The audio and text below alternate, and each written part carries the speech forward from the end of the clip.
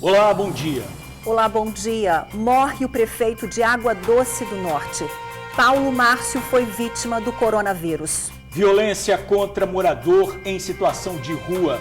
Criminosos teriam lançado uma bomba caseira sobre o homem. Governo promete aumentar a frota do transporte coletivo e fiscalizar quem embarca sem máscara. O TN1 tem mostrado o risco que passageiros correm nos ônibus sempre lotados. Técnico em eletrônica conta os momentos que passou numa penitenciária dividindo cela com 25 detentos. Ele foi preso por engano. O verdadeiro criminoso tem nome igual ao dele.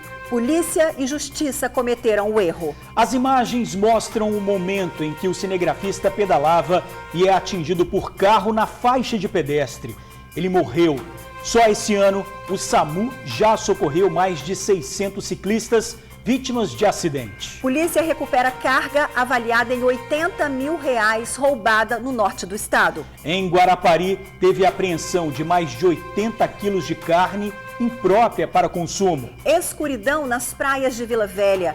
Fios roubados deixaram os postes sem luz.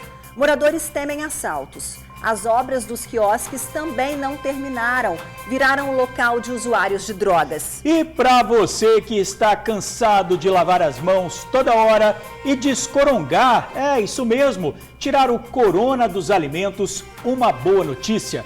Esses hábitos de higiene, por tabela, estão reduzindo gripes e diarreias. Amigos, esse hábito é pra vida, viu? Agora no TN1.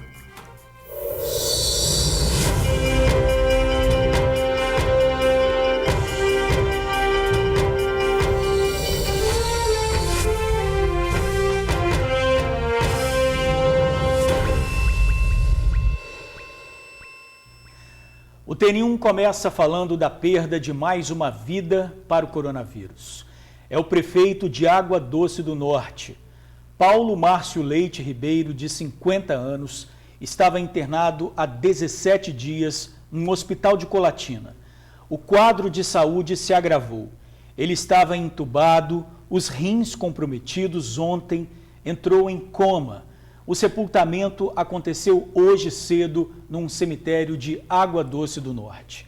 Parentes e amigos fizeram uma carreata na despedida do prefeito. Os carros percorreram as ruas da cidade na manhã desta quinta-feira. Paulo Márcio deixa mulher e 2 filhas. Pelo Twitter, o governador do estado, Renato Casagrande, falou sobre a morte do prefeito. Casagrande lamentou mais uma vida perdida para o coronavírus. O governador decretou 3 dias de luto pela morte do prefeito. Que doença traiçoeira, né, gente? Nas últimas 24 horas, 28 mortes e 1.150 novos casos foram registrados no Espírito Santo. Veja o painel Covid. Já são 73.755 casos confirmados, 2.308 mortes, 53.092 curados do coronavírus no estado. A taxa de ocupação de leitos de UTI também caiu mais um pouquinho, está em 71%. Bom, apesar da flexibilização, tá aí, né? Preciso cada vez mais redobrar os cuidados. A pandemia não acabou, né, gente? E olha, um técnico em eletrônica vivia a alegria de ser pai pela primeira vez quando foi abordado em casa pela polícia. Com mandado de prisão, ele foi para a cadeia por engano. Isso mesmo, no lugar de outra pessoa. Já imaginou? Ficou 3 dias dividindo cela com 25 presos suspeitos de assassinatos. O nome, muito semelhante ao do verdadeiro criminoso, levou a polícia e a justiça a cometerem o erro. A semelhança entre o nome do técnico em eletrônica e um suspeito procurado por uma tentativa de homicídio fez com que esse homem de 34 anos vivesse o que ele chamou de pior momento da sua vida. Pior momento da minha vida. Nossa, a gente que trabalha no dia a dia e tal, estuda e tal, você nunca pensa que vai acontecer uma coisa dessa com você, entendeu? Aí você, de repente, ser surpreendido e ser taxado de criminoso. Douglas foi preso injustamente na última sexta-feira, na frente da esposa e da filha recém-nascida, de apenas 17 dias. Eles chegavam do médico quando viram um cerco montado na porta de casa. Quando eu desliguei o carro, abri a porta, o outro carro já abriu a porta e saíram 2 pessoas. Chegaram até mim e falaram, calma, é polícia. Quando pegou, começou a olhar a documentação, já viram que havia alguma coisa de errado. Que vieram, revistaram a minha casa, tal, fizeram algumas perguntas, não deixaram eu entrar em casa, mas aí eu tive que ser conduzido ao DPJ, né? Contra ele, a polícia disse que havia um mandado de prisão por uma tentativa de homicídio cometida em 2012, crime que ele garante não ter envolvimento. No relatório preenchido pelos policiais civis que cumpriram o mandado, eles sugerem que, pela divergência de dados, Douglas poderia não ser a mesma pessoa que estavam procurando. Mesmo assim, ele foi encaminhado ao presídio. Teve a cabeça raspada, vestiu um uniforme e passou 3 dias no centro de triagem de Viana. Na cela tinha em média umas 25 pessoas e todo tipo de pessoas. É um medo constante, é um medo, a incerteza, é o medo que pode acontecer alguma coisa, que a gente às vezes vê na mídia mesmo e tal, que tem rebelião em presídio, todo mundo sabe, e você nunca vivenciou aquilo, você não sabe o que vai acontecer. Você já entra lá, o psicológico já muda totalmente. A advogada da família conseguiu um alvará de soltura que foi expedido na última segunda e Douglas foi solto, mas não pode ir a lugar algum sem apresentar o documento. O mais absurdo de toda essa situação que o Douglas viveu é que, de acordo com a própria Secretaria de Justiça, o verdadeiro suspeito de ter cometido essa tentativa de homicídio já está preso e desde janeiro do ano passado. O problema é que, como esse suspeito tem uma ficha criminal extensa, provavelmente ele foi preso por outro crime e esse mandado continuou em aberto. Foi em decorrência, na verdade, de dados incongruentes lançados no mandado de prisão. A data de nascimento, o nome da mãe do verdadeiro autor do crime, a cor da pele. O mandado, ele possui dados faltantes, como RG, CPF, é divergente tanto do autor do crime quanto do meu cliente. Infelizmente, como o nome do autor e do meu cliente são homônimos, ocasionou a prisão de um inocente. Tudo isso aconteceu em um dos momentos mais felizes da vida do Douglas. Ele acabou de ser pai, depois de 10 anos tentando ter um bebê com a esposa. O sonho virou pesadelo por alguns dias. E agora que está em casa com a família, espera poder voltar à vida normal que tinha antes. O mais importante para mim no momento é ter minha ficha limpa. Porque hoje eu tenho que sair na rua, eu tenho que sair com alvará. Porque se me pegar na rua sem o alvará, eu vou preso de novo. A gente aguarda que a justiça seja feita e que ele possa voltar, né, à vida cotidiana que ele tinha antes, porque ele não tem antecedentes criminais, ele é réu primário, ele é um cidadão, ele é um trabalhador. Que história absurda, hein? Na decisão que concedeu a liberdade provisória, o juiz afirma que Douglas Almeida da Cruz é inocente. Ele não é o suspeito apontado durante as investigações como autor do crime. E a Polícia Civil disse que, ao constatar possível inconsistência nas informações do mandado, o delegado plantonista representou pela revogação da prisão junto ao plantão judiciário, mas a representação não foi aceita. Gente, olha, que história absurda, erros gravíssimos. Justiça tem que ser feita nesse caso, pelo amor de Deus. E olha, é assunto que o TN1 mostra quase todos os dias. Ônibus lotados, filas, risco de contaminação pelo coronavírus. E a pergunta que os passageiros sempre fazem: quando o governo vai aumentar a frota do transporte público? Bom, a promessa foi feita. Quem traz as respostas ao vivo pra gente é a repórter Tainá Lopes. Boa tarde para você, Tainá.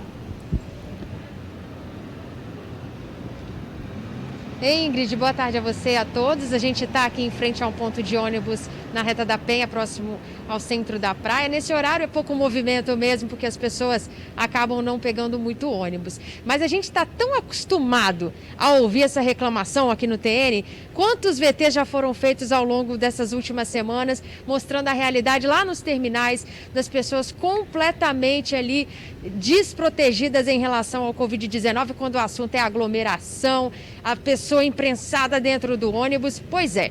Em relação a isso, a Secretaria Estadual de Mobilidade e Infraestrutura informou o seguinte, que já nessa semana, alguns ônibus, algumas linhas começaram a circular com mais frequência. Aquela mesma linha de maneira mais repetida ao longo do dia, para possibilitar aos usuários mais opções de horários de utilização do transporte público. Essa foi uma medida. A outra medida é que até o dia 3 de agosto, no dia 3 de agosto em diante, 100 novos veículos, né, mais 100 veículos como esse daqui, estarão circulando nas ruas da Grande Vitória para aumentar a frota e disponibilizar mais ônibus para os usuários do sistema Transcom. Esse aumento vai acontecer principalmente nos horários de pico, que é de 6 da manhã às 7h30 da manhã e no final do dia, das 5 da tarde às 7h30 da noite. Como eu disse a vocês, a gente mostra aqui diariamente os nossos amigos do TN enviando vídeos para a gente, pedindo a nossa ajuda, e não é à toa. São muitas as reclamações e eu vou relembrar esses casos com vocês agora. Vamos ouvi-los. Todo dia, superlotação. Tanto dos bairros como no terminal, os ônibus estão saindo lotados. É complicado até de poder ir trabalhar. Nessa pandemia aí, esse negócio aí correndo risco. Eu saio de Santa Paula todo dia de manhã cedo, é 3 ônibus para mim chegar no trabalho e 3 para voltar. Lotado, a superlotação. Impossível, né, fazer distanciamento desse jeito. É todo dia a mesma coisa, a gente não tem recurso, não tem solução. Então tem que ver com o governo aí, governador, para dar um jeito nos ônibus, botar mais ou menos na linha para melhorar para a gente, tá difícil.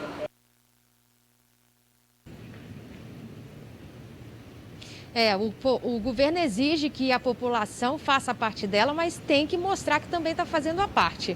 E aí, sobre isso que a gente continua falando, porque 40 câmeras serão instaladas nos 9 terminais da Grande Vitória para também auxiliar nesse monitoramento. São câmeras, Ingrid e George, que têm a capacidade de identificar até mesmo aglomerações. Tudo isso vai ser monitorado de uma central, o que auxilia também nas intervenções que vão ser realizadas ao identificar irregularidades dentro do terminal.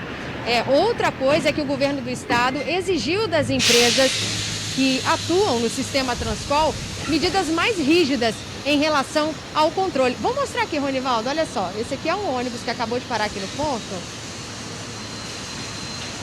Algumas pessoas em pé, outras sentadas. A maioria aqui de máscara, como vocês podem ver. Entre as medidas que o governo está exigindo mais rigor por parte das empresas do sistema Transcom, é monitorar se as pessoas estão realmente utilizando máscaras, evitar que os ônibus circulem muito cheios e todas essas medidas de segurança. Dentro dos terminais também distribuir máscaras, dar à população a possibilidade do uso de álcool em gel. Todas essas medidas que já estavam sendo aplicadas, só que o governo quer mais rigidez por parte dessas empresas que atuam no sistema Transcom.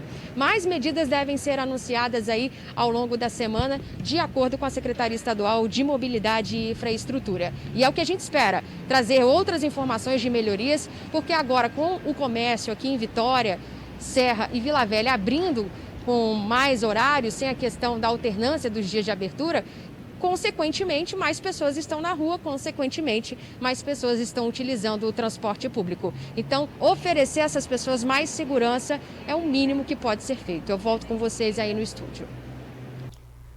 Certíssimo, Tainá, isso mesmo. O transporte público será sempre tema nosso aqui no Telejornal e a gente com certeza vai continuar acompanhando essas possíveis mudanças, né? O que a gente espera, aumento da frota e máscara em todo mundo, né? Porque todos os dias é o que a gente tem mostrado. Praticamente todos os dias a gente tem feito matérias assim, mostrando essa superlotação nos ônibus. Quer dizer, um absurdo mesmo, né? Inclusive ontem a gente fez essa denúncia de que no próprio aplicativo ônibus que circulavam de 20 em 20 minutos estavam passando de 50 em 50 minutos. Então essa notícia vem aí como uma boa notícia, já que aumentou exatamente o número de pessoas por conta do fim do rodízio. Então são 150 mil pessoas a mais, né, como a gente falou aqui ontem, e a gente espera realmente que aumente o número de coletivos, porque aí vai piorar a situação. Tomara que realmente a partir de agora o governo comece a anunciar novas medidas aí de aumento do número de coletivos. Porque não dá, né? Manter distanciamento dessa forma como a gente vê, impossível, né? Olha, essa semana a morte de um ciclista acendeu ainda mais o alerta sobre os perigos no trânsito. O motorista que atropelou a vítima avançou o sinal vermelho. Pois é, só esse ano aqui no estado, o SAMU socorreu mais de 600 ciclistas que se envolveram em acidentes. Quem pedala reclama da imprudência e da falta de estrutura. Muitas vezes é preciso disputar espaço com os carros. O dia amanhece e elas começam a aparecer. Pessoas indo para o trabalho, outras praticando uma atividade física. As bicicletas possuem diversas funcionalidades, mas usar esse meio de transporte é sinônimo de perigo. Na falta da ciclovia, o jeito é se apertar entre os carros, atravessar em lugares movimentados e tentar arrumar um espaço entre os veículos maiores. O Ricardo utiliza a bicicleta para sair de Cariacica e ir ao trabalho em Vitória. Eu prefiro fazer um exercíciozinho físico e é bem próximo da minha casa. Eu utilizo a bicicleta para não estar indo de carro todo dia, né? Economizar um pouco também, porque na pandemia reduziu muito o salário de todo mundo. A bike é show de bola, a gente só precisa de um pouco mais de investimento. Igual eu sou de Cariacica, eu venho pela beirada da Maré aqui pro Porto de Santana. Ali tem a ciclovia, a gente consegue andar bem, nessa parte aqui já não tem a ciclovia. O Breno e o amigo também usam a bike com frequência. Mesmo sabendo dos perigos e passando alguns apertos, eles preferem evitar o transporte público. Geralmente é para lazer, para trabalho também. Aqui até que tá tranquilo, por enquanto em Vitória, mas tem certo ponto que a gente tem que subir em calçada, não tem ciclovia. Geralmente os carros nem todos respeitam, entendeu? E esse aumento no número de bicicletas na rua faz crescer também uma triste estatística. De janeiro a junho deste ano, o SAMU já socorreu mais de 600 ciclistas que se envolveram em acidentes. Em todo o ano passado, quase 1.700 pessoas foram vítimas da imprudência no trânsito. Imprudência como a do motorista que avançou o sinal e matou o cinegrafista Ricardo Duque, de 50 anos, na última terça-feira. O ciclista, que havia começado a pedalar há cerca de um mês, chegava ao trabalho quando foi atingido pelo carro em alta velocidade e morreu na hora. Infelizmente não existe respeito no trânsito por todos. Tipo, a pessoa pode estar atravessando na linha de pedestre e daqui a pouco vem um imprudente e atropela e ainda dá as desculpas que estava amarelo ou que foi imprudência do pedestre. Em alguns casos, a imprudência também vem dos próprios ciclistas. Mesmo com a ciclovia ao lado, esse homem preferiu andar na pista e, o pior, na contramão. Respeito e prudência são as palavras para se alcançar um trânsito mais seguro. Sempre atentei em ficar ligado, porque senão... Tem muita gente que ignora, passa bem próximo de você, num local que não tem ciclovia, aí é complicado. Mas a gente vai dando um jeitinho, vai tomando cuidado e pedindo para Deus todo dia agradecer e ajudar a gente todo dia. Olha, pois é, o que vale mesmo é o bom senso dos motoristas, respeitando quem usa bike. Não custa perder alguns segundinhos dando passagem, mas também a gente fala para quem não tem esse bom senso, é necessário o rigor da lei. A gente sabe que a lei não é tão rigorosa assim, então a gente pede mais uma vez a mudança nesse rigor para que, se a pessoa não respeitar, né, de boa vontade, para que a lei seja pesada em relação a eles. E os ciclistas também precisam ter atenção no trânsito, não vale se arriscar em meio aos carros, porque a gente sabe que muita gente não tem esse bom senso. É bom senso das duas partes, né? Afinal de contas, também a gente acabou de mostrar ônibus lotados, né? Como a gente mostra praticamente todos os dias, quer dizer, muita gente usando a bike aí para ir para o trabalho, então é bom senso mesmo que a gente pede aqui para evitar acidentes e mortes. E olha, a polícia recuperou uma carga avaliada em R$100 mil. 3 pessoas foram presas. Quem tem os detalhes ao vivo para a gente é a repórter Bruna Maria. Muito boa tarde para você, Bruna.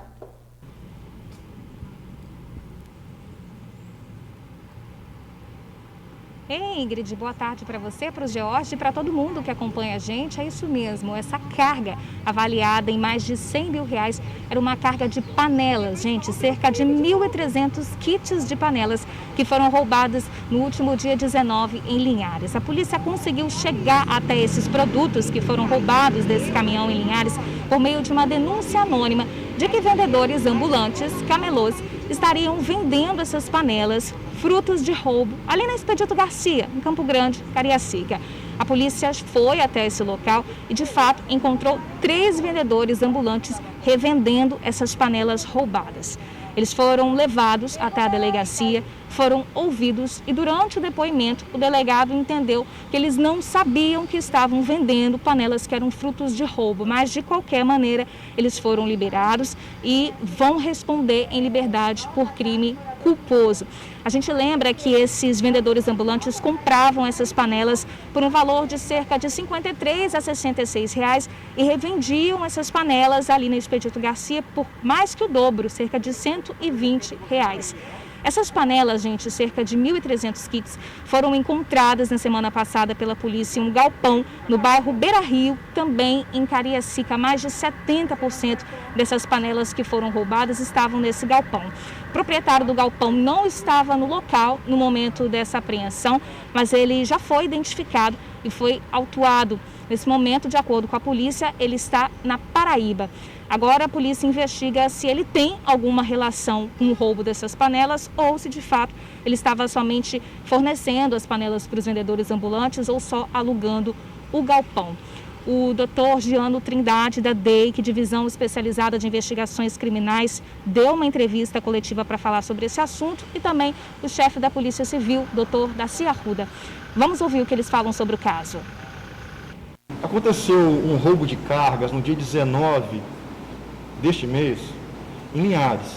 Nós recebemos uma denúncia de que comerciantes, ambulantes, camelôs, na região de Campo Grande, Cariacica, estariam comercializando essa carga. De imediato, nós montamos uma equipe, fomos ao local e no local conseguimos levantar quem seria o fornecedor daquelas mercadorias. Então, por meio do setor de inteligência da delegacia, conseguimos chegar a um galpão. E nesse galpão, para nossa surpresa, havia uma quantidade enorme dessa mercadoria. Cerca de 1.300 jogos de panela de alumínio. O roubo foi um roubo de ação extremamente violenta, com 3 indivíduos armados que abordaram na BR o motorista e tomaram o caminhão com as cargas.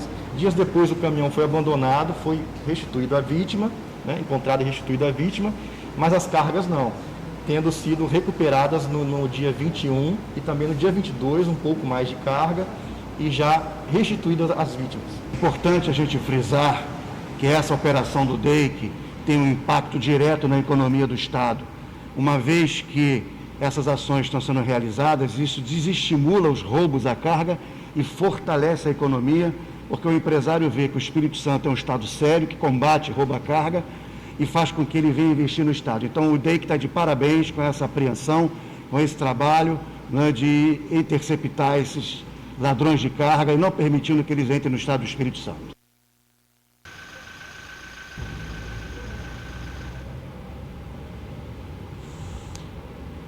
Pois é, a gente conferiu aí as sonoras dos delegados e a gente lembra que ontem a polícia conseguiu recuperar mais outros 39 kits dessas panelas de alumínio que também estavam sendo comercializados em uma lojinha ali em Campo Grande. Esse caminhão, gente, que foi interceptado em Linhares por esses bandidos armados, saía da Bahia, de Juazeiro, e seguia até a Serra. Ao todo foram então 1.339 kits dessas panelas recuperados e já entregues aos donos.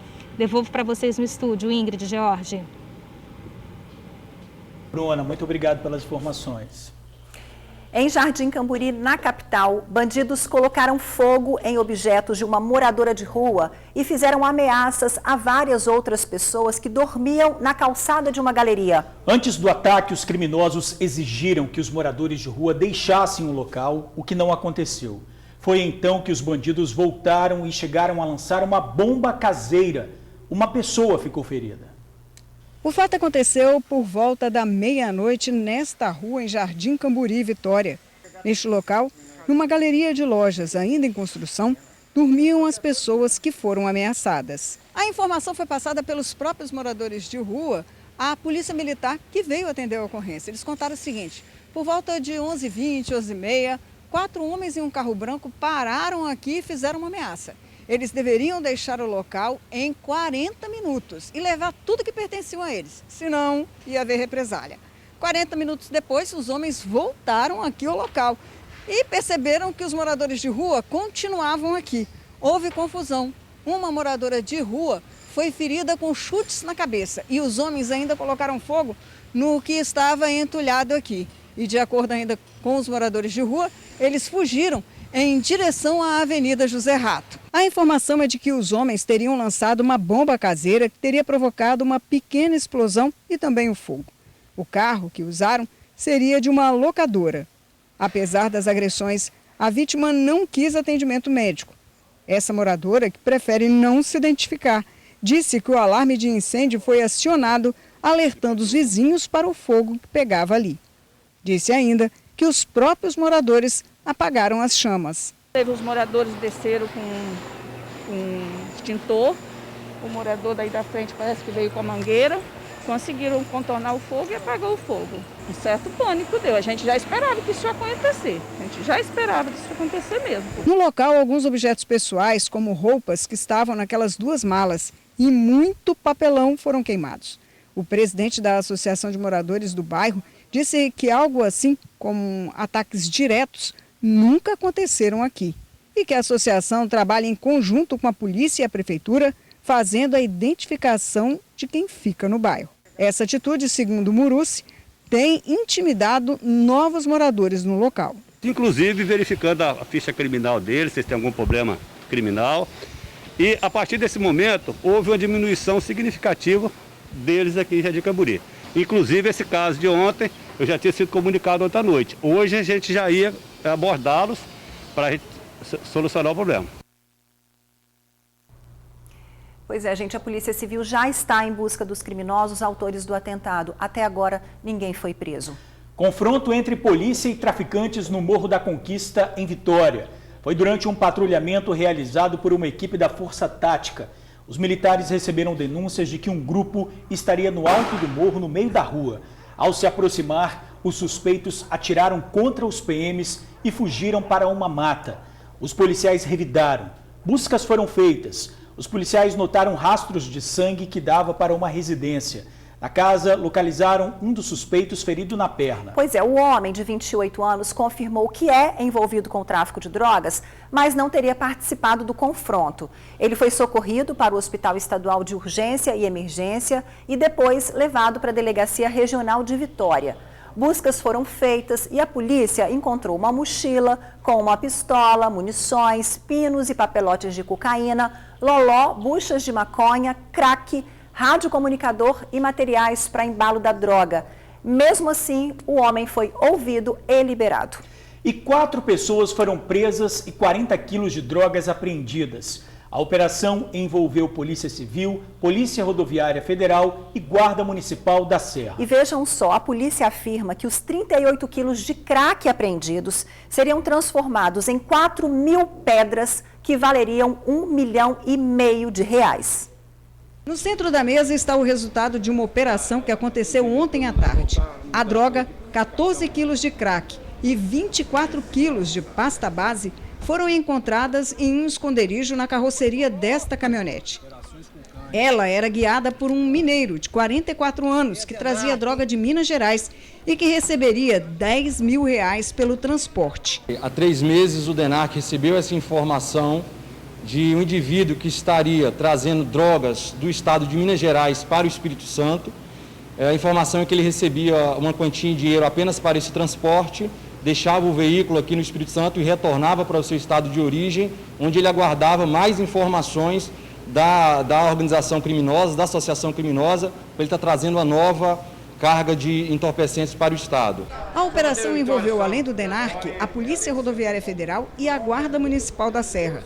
Vários bloqueios foram feitos e o homem detido na rodovia Aldífax Barcelos, após tentar fugir. Ele passou na entrada da Aldífax Barcelos. Inclusive lá a gente tinha um ponto de bloqueio lá juntamente com a DENARC, foi o momento que ele furou o ponto de bloqueio, mas posteriormente a gente conseguiu alcançá-lo e abordar o veículo. A PRF e a Polícia Civil já vem fazendo trabalhos conjuntos, né, de compartilhamento de informações, e nessa ocorrência, nosso grupo de inteligência, né, nossa equipe de inteligência fez o compartilhamento dessa informação junto à Polícia Civil para que fosse feita a interceptação, como ocorreu ontem no município da Serra, né? Ao todo, entre pasta base e os tabletes de crack, são 38 quilos que se transformariam em muito mais e seriam distribuídos na Serra. De acordo com o delegado Tarcísio Ottoni, só com essa quantidade aqui de drogas, 38 quilos entre pasta base e barras de crack, dariam para fazer 4.000 pedras. Se vendidas, todas elas, o dinheiro arrecadado seria em torno de R$1,5 milhão. Mas essas não foram as únicas apreensões de ontem, não. Em Coqueiral de Itaparica, num apartamento de luxo, a polícia apreendeu essa droga aqui. 232 pedras de crack e mais essa arma. Estava com o gerente do tráfico de drogas na favelinha do Ibis. E outra apreensão aconteceu na Serra. Foi essa aqui, ó. Também com um casal em Balneário Carapebus. Aqui tem cerca de 5 quilos de maconha, mais 140 pinos de cocaína, um pouco mais de maconha aqui. O interessante dessa apreensão é que o dono da droga fugiu. Deixou tudo isso aqui nas costas da mulher dele, que foi autuada por tráfico de drogas. E ela estava dentro do apartamento com um filhinho deles de cerca de 1 ano de idade. Quanto à prisão em Vila Velha, o delegado Alexandre Falcão, também do DENARC, esclarece que foi uma prisão importante por tirar da rua o gerente do tráfico da favelinha do Ibis. O gerente, né, do favelinha do Ibis, ele tinha contato, ele era um distribuidor desse traficante. O delegado-chefe da Polícia Civil falou sobre a importância do trabalho em conjunto, trazendo tantos resultados. Nós temos aqui a representatividade da Polícia Rodoviária Federal, representando a União, a Guarda Municipal representando o município e a Polícia Civil representando o Estado. Então essas três forças trabalharam em conjunto no sentido de tirar das ruas um traficante, né, de alta periculosidade, que estava trazendo para o Estado do Espírito Santo uma grande quantidade de droga, que é crack, que tem alto poder destrutivo. Olha, parabéns aí à união de forças da polícia e o ótimo resultado da operação. A cidade de Anchieta passou da classificação de risco alto para moderado no novo mapa de risco. O acesso às praias e também o uso dos quiosques foram liberados com algumas restrições. De acordo com o decreto assinado pelo prefeito, os quiosques poderão funcionar todos os dias apenas para retirada e entrega de produtos. A colocação de mesas e cadeiras e o consumo no local estão proibidos. Em relação à praia, as pessoas podem fazer caminhadas e até mesmo ficar na areia. Mas se houver aglomerações, o município confirmou que pode voltar a bloquear os espaços. O uso da máscara continua sendo obrigatório. E sabe, gente, o coronavírus vai deixar uma lição, claro, para todos nós. A higiene das mãos, dos alimentos, deve ser um hábito cultivado para sempre. E sabe por quê? Na luta para se livrar da contaminação, a higiene está reduzindo outras doenças muito comuns no dia a dia dos brasileiros. Então, nos consultórios, os médicos já notam menos casos de rotavírus, gripes e resfriados. Dr. João Evangelista traz esse alerta. Antes de entrar em casa, deixe o sapato do lado de fora. Corre para o álcool em gel. Com a pandemia, cuidados que antes não faziam parte da rotina se tornaram obrigação. Um passo a passo. E sempre que sai tem que usar máscara, tem que deixar o chinelo fora de casa, passar álcool em gel, lavar a mão, essas coisas assim, né, para poder prevenir, tomar banho quando chega da rua. Tânia, a mãe, trabalha fazendo geleias caseiras nas horas vagas. E no processo de fabricação do produto, higiene é tudo. Os vidros são esterilizados e Tânia usa todos os adereços de proteção possíveis. Nós temos que respeitar todas as regras de higiene e de segurança alimentar, né? Porque trabalhamos com alimento e fornecendo esse alimento para o povo, né? Para a população. Então a gente tem essa questão da esterilização dos alimentos, né? A esterilização dos potes, a higienização dos alimentos ao chegar em casa. né, passando ali uma água, se possível uma água com sabão nas frutas antes de guardar na geladeira, e todo esse processo de esterilização também. O que a gente vê nessa família se repete em muitas outras. A pandemia provocou um efeito pedagógico no quesito cuidado com higiene pessoal e dos alimentos, o que reflete na diminuição de doenças muito comuns nessa época do ano. Menos gripe, rotavírus, gastroenterites é o que afirma o doutor João, que teve redução de 60% a 70% de casos de doenças como essas no consultório. No momento que as pessoas começaram a usar máscaras, usar álcool gel, sabão de coco de uma maneira geral, e manter um certo distanciamento, não só ele se protegeu do coronavírus, como ele acabou também se protegendo de outros micróbios invisíveis, bactérias, vírus, riquetes, protozoários. Então, eu tenho observado aqui no consultório uma franca diminuição no número de pacientes com doenças infecciosas, devido a essa proteção. A lição da pandemia tem que ser rotina para a vida toda.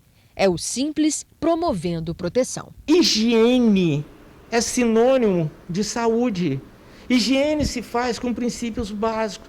Tomar banho, lavar as mãos, evitar aglomeração. No caso do coronavírus, é claro que a gente tem que usar máscaras. Ninguém vai usar máscara para o resto da vida, até mesmo porque isso incomoda você respirar com a máscara. Manter padrões de higiene simples são extremamente tão necessários quanto respirar. Por isso que é recomendável que a gente, ao ter saúde, a gente use sinônimo de saúde como higiene.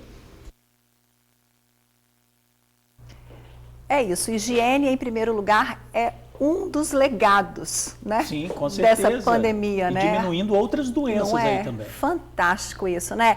Queria aproveitar e mandar um super beijo para o Dr. João. Tenho certeza que você aí de casa está com saudade, assim como a gente, do Dr. João aí circulando pelas ruas. Ele que é sempre tão querido, não é, George? O rolê com o Dr. João, não né? é? A gente está com saudade, viu, Dr. João? Um beijo bem especial. Cezinha está mandando um beijo para o Dr. João. É verdade, Cezinha está aqui, ó, falando. Ele que faz as gravações com o Dr. João. Então, ó, receba aí o nosso carinho, o nosso beijo, o nosso abraço e a nossa saudade. Em breve, a gente, se Deus quiser, vai poder estar circulando aí com o senhor, tá bom? Fios roubados e escuridão. Por causa da pandemia, a iluminação na orla de Vila Velha é mantida até às 11 da noite. Mas alguns vândalos estão roubando fios, deixando postes às escuras. Outro problema são os quiosques em construção. Moradores que circulam pelo local relatam que, por causa da pausa nas obras, por conta da pandemia, os locais são usados por usuários de drogas. Quem passa pela orla de Vila Velha, ali na região de Itapuã, Praia da Costa e Itaparica, já percebeu que alguns postes estão apagados. A situação fica pior com relação aos refletores, que são direcionados para a areia da praia. Sem energia, trechos ficam na escuridão. Mas, afinal de contas, o que está acontecendo? Com relação à situação da iluminação pública, nós entramos em contato com a Prefeitura de Vila Velha, que informou que a orla fica iluminada até às 11 horas da noite. Depois desse horário, as luzes elas são desligadas. Então, antes das 11 da noite, se tem algum ponto sem energia aqui na orla do município Canela Verde, é por conta da ação de vândalos. Tem gente que está roubando fios de energia. A situação fica complicada no início da orla de Itaparica. É ali que serão construídos os novos quiosques. Os antigos foram demolidos no início do ano. Os espaços onde os novos serão erguidos foram cercados, mas por conta da pandemia, as obras em alguns estão paradas. Um cenário, infelizmente, que vira abrigo para usuários de drogas. Nessa noite de quarta-feira, a iluminação aqui próxima aos quiosques está boa, está iluminado, nenhum fio de energia foi furtado, né, dos postes que iluminam essa área. Só que quando não tem energia, quando acontece aí de alguma lâmpada quebrar ou até mesmo acontecer o furto de fios de energia, aí a situação fica bem complicada. Os moradores de rua, também pessoas que utilizam drogas, eles se aproveitam para entrar dentro dos quiosques, do espaço onde serão construídos futuros quiosques e acabam utilizando a droga ali dentro mesmo.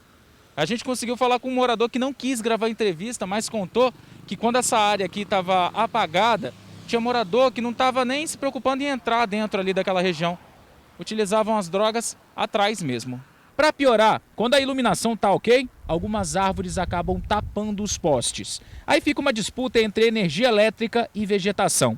Diante do problema, a Prefeitura de Vila Velha informou que está repondo lâmpadas queimadas e também os fios que foram furtados, o que no final das contas gera um prejuízo para o bolso do contribuinte, para a população. Que horror, né? Lamentável, hein? Sobre os cabos, a Prefeitura disse que já está trabalhando para fazer a reposição. Em relação às obras dos quiosques, informou que elas não estão paradas e seguem o cronograma elaborado para a entrega. Sobre segurança, a Guarda Municipal diz que faz rondas diárias na região, além de abordagens preventivas. Pois é, o TN1 tem recebido muita reclamação de problemas na orla. Os amigos do TN falam também de lixo jogado na praia. Então a gente pede aí uma atenção da Prefeitura para essa região tão bonita da cidade, né? Um cartão postal de Vila Velha, passando por toda essa situação, fios roubados, né? Denúncia aí de moradores de rua usando drogas ali nessas obras dos quiosques. Então, uma atenção especial ali realmente para esse lindo cartão postal. É verdade, eu que moro ali, realmente essa escuridão aí tá terrível. E olha, a seguir, Polícia Rodoviária Federal prende foragido da Justiça de Minas Gerais na BR-262. Ele estava com 35 quilos de maconha. Quando viu a polícia, saiu em disparada pela rodovia. Teve também a apreensão de 80 quilos de carne imprópria para o consumo. Insegurança em condomínios da Serra. Ladrões invadem os prédios para roubar bicicletas. Aguardem. A Polícia Rodoviária Federal prendeu um foragido da Justiça na BR-262 em Ibatiba. Ele transportava quase 40 quilos de drogas. A PRF fazia um bloqueio na estrada e o suspeito, em um carro roubado, saiu em disparada pela rodovia. Houve perseguição e o criminoso acabou alcançado. No veículo, os agentes encontraram mais de 35 quilos de maconha, tudo embalado em papel de presente. Ao consultar o nome do suspeito, a descoberta. Contra ele, havia um mandado de prisão em aberto expedido pela Justiça de Minas Gerais. O homem é acusado de tráfico de drogas e receptação. Ele foi encaminhado para a delegacia. Na calada da noite, mais um ataque. Bandidos aproveitam o silêncio e a falta de policiamento para agir. São ladrões de bicicleta que invadem condomínios em Castelândia, na Serra. As sombras da rua arborizada e o silêncio quebrado pelo canto dos pássaros deixam esta região de Castelândia, na Serra, com aquela sensação boa de paz e de tranquilidade. Mas não se engane, as imagens da noite não são tão tranquilas assim. 2 da manhã, o criminoso invade um condomínio pelos fundos e, sem dificuldades, sai pela porta da frente com a bicicleta levada do AP da Karina. A gente já tinha problemas antigamente com furto, né? Mas depois do isolamento as coisas acabou piorando um pouquinho, né? Eles estão entrando dentro do condomínio, eles pulam o muro, mesmo com toda essa segurança que a gente tem, eles acabam pulando o muro e acabam levando o que eles veem que é mais fácil ali, que tá no momento eles pegam e levam. Não tem preocupação de alguém tá vendo ou de nada, eles simplesmente entram, pulam o muro, entra, pega a bicicleta, pega a roupa no varal e vai embora. Poderia ser apenas um furto de bicicleta, mas não é bem assim. Os casos de furto em condomínios em Castelândia é uma realidade. Nessa época agora, então, piorou, tá? Tem sido constante, não é algo que acontece esporadicamente, não, tá? É você sair de um condomínio fechado, onde tem porteiro, onde nós podemos até acionar a polícia, tem uma placa enorme ali que a gente pode acionar. Quando chega a polícia aqui, o bandido já foi há muito tempo, é perigoso até dar tchau pra gente, antes de ir, porque sabe da demora. Porque chamar, tem uma placa ali que a gente pode chamar sim, o difícil é chegar. Aqui nos condomínios da região de Castelândia, a gente acha essa placa aqui, ó. Rede Comunidade Segura, condomínio monitorado, a logo da Polícia Militar do Espírito Santo, uma parceria, né, com a Polícia Militar. Só que os moradores dizem que este policiamento tem feito muita falta por aqui. Não se vê durante o dia aqui rodando polícia nenhuma. Se eu ligar para a polícia agora, O tempo que eles chegam aqui não é suficiente para pegar o bandido. Ou seja, se há demanda, que eles fiquem atentos. Poxa, Castelândia ligou, fica atento, ronda de tal horário, eles têm um horário. Você não vê guarda da polícia fazendo ronda, nem da municipal e nem da militar. Então assim, e eles sabem que não tem, então fica tudo muito fácil. Complicado, né, gente? Olha, a PM diz que existe policiamento no bairro dia e noite. Ressalta que está sempre à disposição da comunidade quando acionada pelo 190 e lembra que o reforço é feito com base nos registros que apontam os pontos com maior incidência de crimes. Já a Guarda Municipal diz que faz rondas frequentes na região. A Polícia Civil apreendeu mais de 80 quilos de carne imprópria para o consumo em Guarapari. A operação foi no bairro Reta Grande. Os policiais e a equipe do IDAF encontraram a carne num cômodo, atrás de um bar. Ela estava dividida em sacos, num freezer completamente enferrujado, em péssimo estado de conservação e sem higiene alguma. Uma serra para corte, bobinas para embalo da carne e arma foram apreendidas. O dono do estabelecimento, de 31 anos, foi multado pelo IDAF e autuado em flagrante pelos crimes contra relações de consumo e posse ilegal de arma. Ele já está no presídio. A polícia investiga se a carne apreendida tem relação com o furto de gado em julho desse ano em Piúma. Vamos às manchetes do jornal A Tribuna desta quinta-feira, 23 de julho. 50 mil tem de ir à Caixa para não perder o auxílio do governo. Na foto principal, piloto de avião agora só viaja com Maria Olívia. Pagamento da casa própria suspenso por mais 2 meses. Bandidos se passam por entregador para levar drogas em casa, diz delegado. Botão do pânico para controlar aglomeração nos terminais. Você vai ver ainda em destaque no jornal A Tribuna de hoje. Treino meus filhos para serem bons pais. Agendamento para usar piscina em condomínios. E no Sobre Rodas, fôlego, conforto e espaço para toda a família. Os restaurantes das cidades da Grande Vitória, que estão em risco moderado, já se preparam para voltar a funcionar aos sábados. Mas regras ainda precisam ser cumpridas. Como, por exemplo, reduzir o número de mesas, aumentar o distanciamento entre elas e, claro, o cliente só deve tirar a máscara na hora de se alimentar. E a expectativa é boa em relação às vendas. O Caio se preparou, juntou uma grana e na hora de inaugurar o restaurante, veio a pandemia. Mas isso não desanimou o empreendedor. Mesmo com as restrições, ele abriu as portas. No início, funcionava só pelo sistema de delivery, depois de segunda a sexta-feira. E agora veio mais uma boa notícia. Começamos com delivery, que a gente não ia ter, então a gente mudou nosso planejamento. E hoje a gente está fazendo um passo a passo, de acordo com os decretos estaduais que estão sendo permitidos. A regra do governo do estado permite que os restaurantes voltem a abrir aos sábados nas cidades classificadas com risco moderado de contaminação pela Covid-19. Eu acho que, de uma certa forma, significa muita coisa para todo mundo, para o comércio em geral. Mas, principalmente para o setor alimentício, é um ban, né?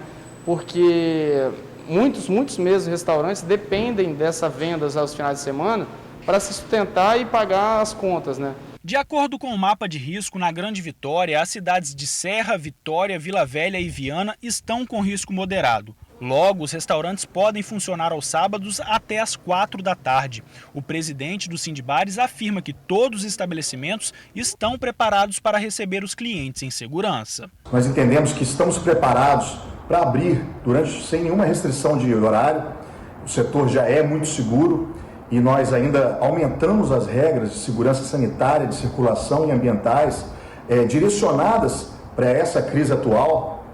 Então, nós entendemos que estamos preparados sim para retomar com segurança, seja do empresário, do empregado e do cliente, principalmente. Para funcionar aos sábados, os restaurantes precisam continuar com as medidas de segurança, entre elas atender com menor capacidade, de modo que o distanciamento entre as mesas seja de pelo menos 2 metros e os clientes só podem tirar a máscara na hora de se alimentar. Apesar de estar animado com o aumento no movimento, o Caio sabe da importância de buscar por um restaurante só em momentos excepcionais. A gente quer que ela possa vir almoçar, ter esse momento de sair um pouquinho de casa, mas que também não fique muito tempo no restaurante, para que até outras pessoas possam vir. Porque a gente tem um número máximo de pessoas, tem umas restrições que ainda estão em vigor. Né? Tá certo. E o governo do estado promete fiscalizações. O comércio que não seguir as regras pode ser multado.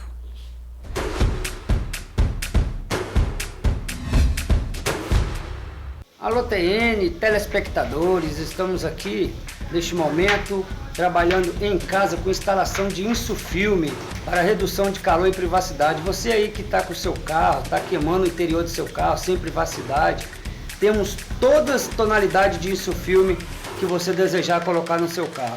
É só ligar, né? Atendemos também a domicílio, fazemos também portas e janelas. Só ligar que estamos disponíveis no telefone 997 19 8052. Ligue e agende a sua instalação de insufilme, ok? Muito obrigado a todos. Jornal TN.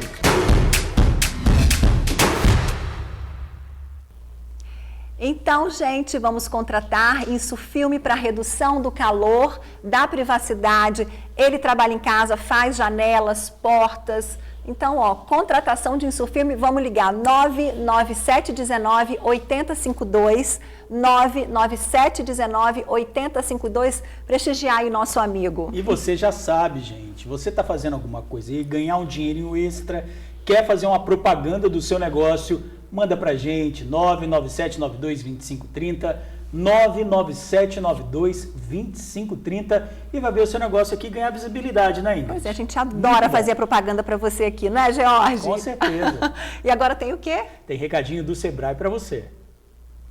Desde o início do isolamento social, o Sebrae tem estado ao lado dos micro e pequenos negócios. E agora é hora de continuar junto. São 10 milhões de reais em consultorias gratuitas e online. Acesse sebrae-porondecomeçar.com.br.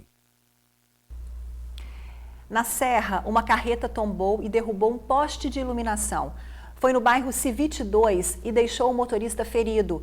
Ele foi socorrido pelo Corpo de Bombeiros para um hospital da região. O motorista contou que na curva acabou perdendo o controle da direção e o caminhão carregado de eletrônicos tombou. Um poste foi atingido e caiu. A EDP confirmou que ainda na madrugada, equipes foram ao local e restabeleceram a energia. A seguir, vizinho bom é aquele que empresta o que falta na despensa, te socorre quando você precisa. Pois é, mas os moradores da Glória em Vila Velha estão com um vizinho que traz dengue, cupim e insegurança. Desses, eles querem distância. Aí não dá, né? Não dá. Vizinho chato, né? Vamos saber que vizinho é esse, a gente já volta. Fala sério, é tão bom ter um vizinho bacana, né? Com quem a gente pode contar, pedir um copo de açúcar, de sal, 1 litro de óleo. Não tem isso? Ou só para bater um papo mesmo. O negócio é não pedir dinheiro emprestado. Aí não pode não, né, George? Não sei, vai que você tem a sorte de ter um vizinho milionário, né? Não Ele é. quer fazer uma boa vontade, dar uns 10 real aí, né? Vai saber, né? A gente nunca sabe de nada, né? Nunca sabe o vizinho, vai né? que tem uma surpresa assim, né? Mas foi igual a gente, aí não dá que você perde vizinho, perde amigo, perde tudo, né? Vai lá no banco que é melhor. Mas, gente, voltando à seriedade aqui, mais vizinho que traz dengue, cupim, usuário de droga, exatamente isso, enlouquece o outro e tira a paz de todo mundo. Aí não dá ter vizinho assim, né, Ingrid? Aí tô fora. Mas vamos cuidar de um terreno, exatamente, é um terreno, vizinho terreno, que está tirando o sossego de todo mundo. Conta aí, Yuri. Matos, insetos, ferragens de caminhão e lanchas abandonadas. Tudo isso é possível encontrar nesta área que vem tirando a paz dos moradores do ponto final da Glória, em Vila Velha. Esse pedaço aqui é muito inseguro. Aqui na frente dessa igreja aqui, há pouco tempo tinha um pé de árvore aqui. A própria irmã desse rapaz que solicitou a presença da reportagem quase foi assaltada. Devido a isso, cortaram o pé de árvore e essa rua aqui nossa é muito insegura, esse pedaço. O terreno é particular e todo murado, mas os problemas que ele provoca atingem as casas vizinhas. O principal medo de quem vive aqui é o de pegar uma doença como a dengue. E a gente tem uma grande preocupação, a dengue. Nós temos, assim, moradores na faixa etária, o mais novinho tem 102 anos. Então, tipo assim, a gente antiga do bairro, um bairro bom, que está se tornando assim de alto risco, muito mosquito, né? A gente está preocupado com a dengue, a gente está vivendo uma situação de pandemia e a gente se preocupa. Isso sem falar nos cupins. A dona Claudina precisou dar fim em alguns móveis e até trocar as madeiras do telhado de casa. Tem que botar fogo, porque senão eles lastra em outros lugares também. Então a gente tem que acabar com tudo. Tem 55 anos que eu moro aqui na Glória, nunca teve tão empesteado como está agora. De acordo com os moradores, aqui no terreno funcionava uma empresa de reparos navais. Depois de um tempo virou um porto particular, mas já faz uns 20 anos que a área está totalmente abandonada. Eles ainda afirmam que há poucos anos foi feita uma limpeza e um aterro acima do nível da rua no terreno, e isso vem provocando alagamentos quando chove. Olha, eu entrei em contato com o responsável pela área por telefone. Ele me informou que já limpou parte do terreno, mas com a pandemia não tem como colocar, entre aspas, ninguém para trabalhar. Foi isso que ele me disse. Já a Prefeitura de Vila Velha informou que uma equipe de fiscalização será encaminhada ao local para apurar a demanda. E diz que é muito importante a população registrar a ocorrência pelo telefone 162. Realmente tem que ver isso daí, né? Não tem condição nenhuma, né? E ninguém para trabalhar é meio estranho, porque tanta gente precisando trabalhar, né, nesse momento. Bom, antes de encerrar o TN1, vamos ver como está o tempo e o trânsito.